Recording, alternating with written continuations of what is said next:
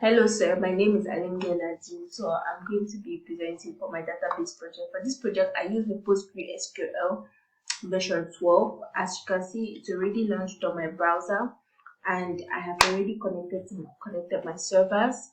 Um, to connect when you launch this pgadmin 4 on your browser, it asks you to connect your server. So I already inputted my password and connected my servers. Now this is the server group.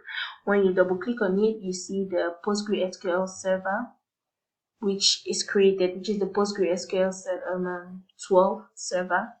Now, when you double click on the PostgreSQL 12, you see database. There's two database. When I double click, you see that the ICTU database, which was created by me, and the default Postgre database.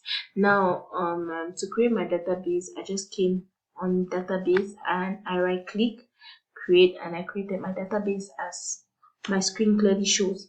Now, under my ICTU database, under the schema, I created a table, and my table, I titled my table persons.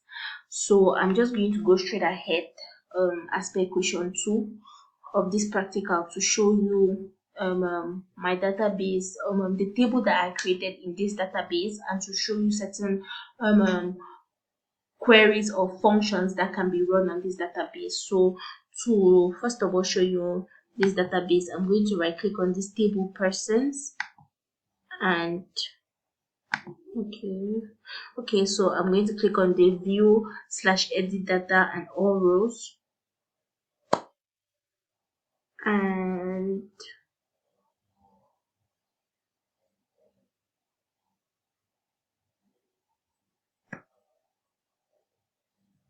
it's taking a short while, sir. And you see successfully run total query. So this is my table in my database. I had 4 columns: the student ID, the student matricle, the student name, and the email. So I'm going to now go ahead and run a few queries on this. So for queries, you can have the insert function, the select function, the update function, the delete function. So I right click, I come to scripts. I'm going to first of all start with the insert script. So I'm going to insert a new information into this database. So when I click my insert script, it's going to give me a function, the insert function. So this is the insert query function. Basically, the insert query function is insert into schema. So my schema is the public schema dot my dot the table, which is the person table which I created, and these are the columns. So since I'm inserting into new information into my database, it gives me all my columns. So for this, we are just going to title it student ID. Will give you 5, student matricle, we're going to say ICTU 104742 for 782 rather, because I think I already have 740 in my database. For student name, we're going to give it John Isaac. For email, we're going to go with the default ICTU format for email, john.isaac@ictu.org.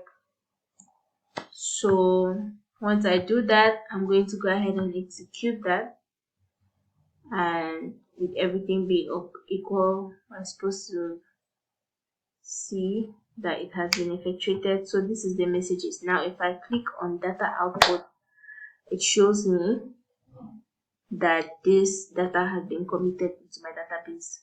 So I'm just going to wait to see for it to load the data output right now.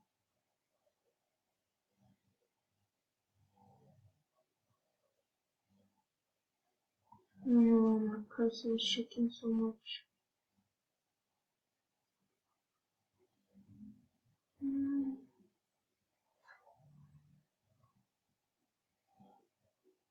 Oh no.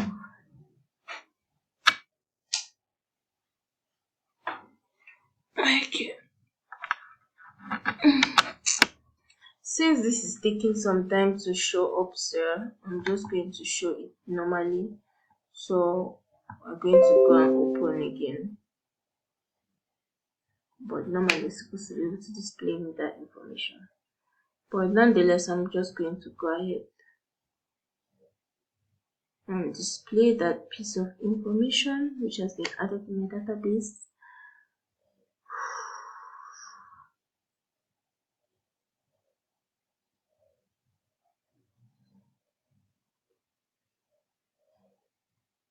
So when we do that, we see here now that John Isaac has been added, 5 John Isaac at ictu.org.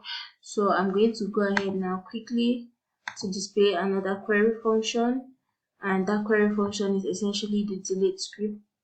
So I'm going to go ahead and delete that piece of information that I just added into my database.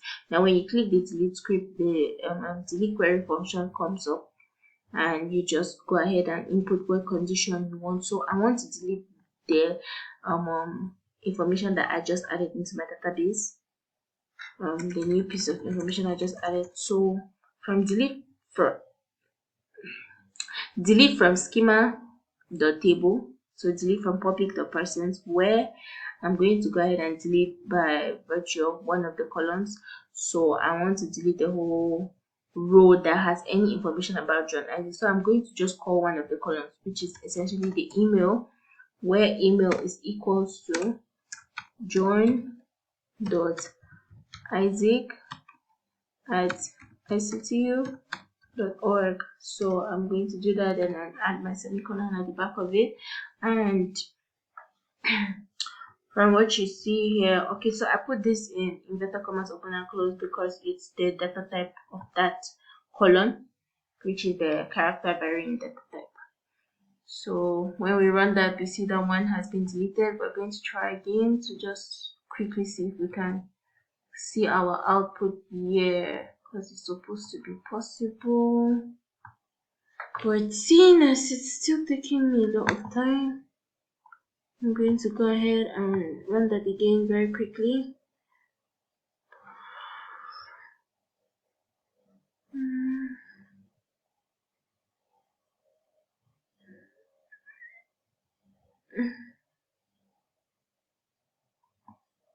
So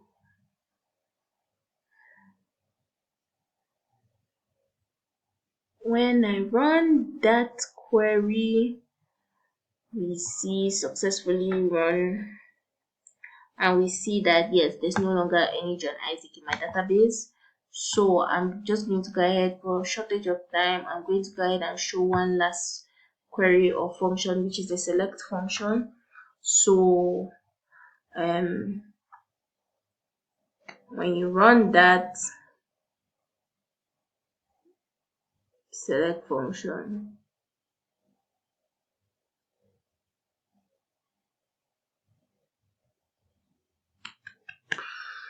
it's really taking me a lot of time. So yes, I just got my select query function. Now it says select, voila, it says select student ID, student matriculum. So these are the different columns. So I'm going to go ahead and delete up until student ID. I want it to only display the student ID column, so I'm going to execute that,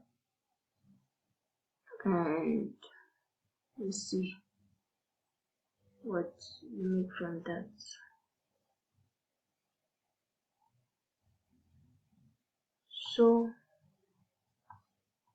So yeah, you can see it displays me only the student ID column. Now if I change that to display me the student email only column, you'll see I run that equally. Oh, sorry, I went ahead to say student email. There's no student email, it's email only. So yeah, we are going to just correct it and run that again and see it's successful. There we go, switch it up, and yes, we see our data output, we see all the different things. Now, if I wanted to select a particular information from this, say I wanted to select from email, select email and public.persons, where the email is equals to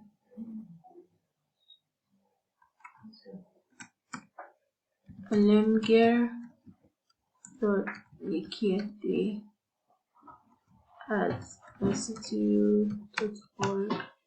So I'll do that, I'll do this and run that, and just like I want, it's supposed to give me data output, this data output, just only that email, that row that has Alemger Lekete. So these are some basic functions that you can run on your database, or some basic functions that I learned to run on my database, on this table in my database. Now, sir, for my question 1, I'm going to go ahead and show you how I can import, in fact, how I back up and recover. So this is my database, the ICTU database. For backing this up, I go ahead and I right click here, come to the backup settings,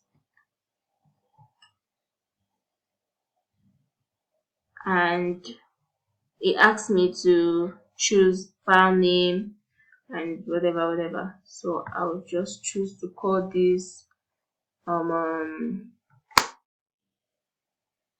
ICTU database.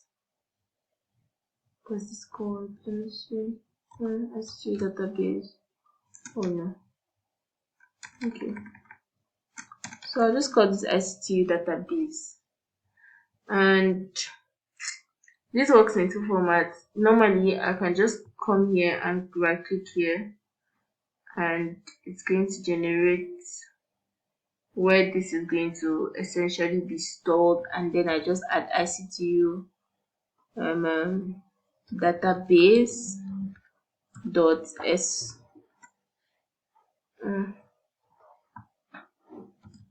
database dot SQL, and this also shows a series of backups that I've tried to create. Now I can do that, and I just simply create here, and yes, create a folder. Otherwise, I can come to these dump options and select and do that manually, but I'm just going to go for the first option, and then I'm going to click my backup, and it shows backup job created. Hoping that this works well.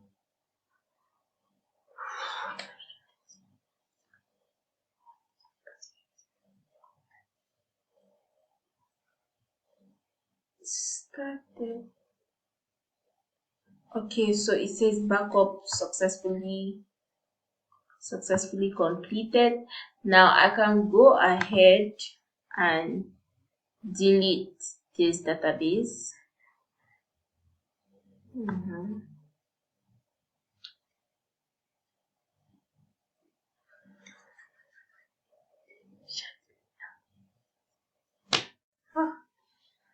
Oh no. I'll edit it.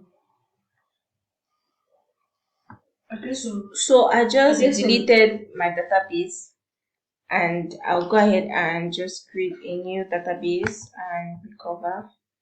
So I'm going to just call this database demo. I'm going to save, and so the new database is created. So I'm going to click on restore and go ahead and come this way. So I'm going to come here, look on my desktop, and I already selected format SQL, so it shows me. So this is my S3 database SQL, the last backup that I did. I'm going to do the restore job created, successfully completed. So now we're just going to check that. So I'm just going to go ahead and right click and First off, refresh.